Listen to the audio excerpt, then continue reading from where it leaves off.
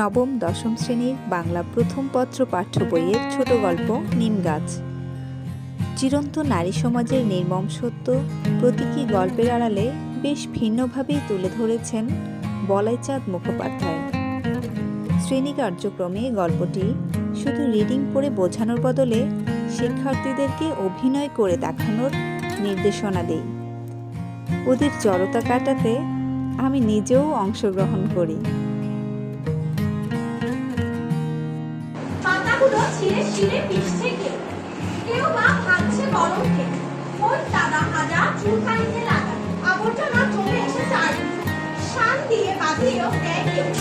ছাল তুলতে না, পাতা ছিঁড়লে না, শুকনো বৃষ্টিতে চেয়ে রইল নক্ষত্র নেমে এসেছে যেন নীল আকাশ থেকে। খানিকক্ষণ চেয়ে থেকে চলে নিম গাছটির ইচ্ছে করতে লাগলো লোকটার সঙ্গে চলে যাবে। ওদের বাড়ির গৃহকর্ম